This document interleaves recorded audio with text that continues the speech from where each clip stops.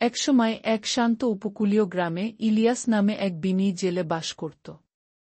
প্রতিদিন সকালে ইলিয়াস তার ছোট নৌকায় করে সমুদ্রে বেরিয়ে পড়ত, ধৈর্য ও প্রার্থনার মাধ্যমে জাল ফেলত। যদিও তার মাছ ধরার ক্ষমতা কম ছিল, তবুও সে তার সরল জীবন এবং ঢেউয়ের শান্ত ছন্দে সন্তুষ্ট ছিল। একদিন সন্ধ্যায়, যখন সূর্য দিগন্তে ডুবে যাচ্ছিল, আকাশকে কমলা এবং সোনালি রঙে রাঙিয়ে দিচ্ছিল, ইলিয়াস জলের উপর ভেসে বেড়াচ্ছিল একটি মৃদু, বিষণ্ণ গান। শব্দের পর সে দেখতে পেল একটি পুরাতন মাছ ধরার জালে আটকে থাকা জলমগ্ন জলকন্যা। তার ঝিকিমিকি লেজটি ম্লান আলোতে ঝিকিমিকি করছিল এবং তার চোখ ভয়ে জ্বলজ্বল করছিল। দয়া করে আমাকে সাহায্য করুন, সে ফিসফিস করে বলল। আমি কোনো ক্ষতি করতে চাইছি না। আমি কেবল উপরের পৃথিবী সম্পর্কে কৌতূহলী ছিলাম। করুণায় উদ্বুদ্ধ হয়ে ইলিয়াস সাবধানে জালটি খুলে ফেল। তুমি এখন মুক্ত, সে বলল। তোমার জগতে ফিরে যাও। ঢেউয়ের তলায় ডুবে যাওয়ার আগে জলমৎস্যকন্যা বলল, আমার নাম নেরিনা। তুমি প্রতিদানে কিছু না আশা করেই দয়া দেখিয়েছ।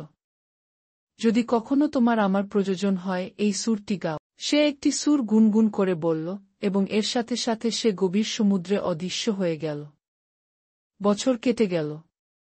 ইলিয়াস বড় হতে লাগল এবং সমুদ্র আরও কৃপণ হয়ে উঠল। এক শীতকালে, যখন তার জাল দিনের পর দিন খালি ফিরে আসছিল, তখন গ্রামে ক্ষুধা ঢুকে পড়ল। নেরিনার প্রতিশ্রুতি মনে করে ইলিয়াস তীরে দাঁড়িয়ে তার শেখানো গানটি গেয়ে উঠল। সমুদ্রের ফেনার ঝিকিমিকিতে নেরিনা হাজির হল। তোমার মনে আছে, সে হাসল। ইলিয়াস মাথা নিচু করে বলল, ভয়াবহ না হলে আমি জিজ্ঞাসা করতাম না। গ্রামটি ক্ষুধার্ত। তুমি কি আমাদের সাহায্য করতে পারো? নেরিনা মাথা নাড়ল। আগামীকাল আবারও তোমার জাল ফেলো। কিন্তু বিনিময়ে আমাকে কিছু একটা প্রতিশ্রুতি দাও। সমুদ্র থেকে তোমার প্রয়োজনের চেয়ে বেশি কখনো নেবে না। কি? ইলিয়াস রাজি হয়ে গেল, এবং পরের দিন তার জাল পূর্ণ হয়ে গেল। সে যা ধরেছে তার চেয়ে বেশি। সে পুরো গ্রামের সাথে দান ভাগ করে নিল।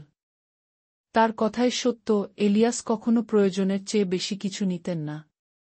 তিনি তরুণ জেলেদের সমুদ্রকে সম্মান করতে, যত্ন সহকারে মাছ ধরতে এবং তাদের জীবন দানকারী জলরাশিকে রক্ষা করতে শিখিয়েছিলেন। আর তাই সমুদ্র উদার ছিল এবং গ্রামটি সমৃদ্ধি লাভ করেছিল।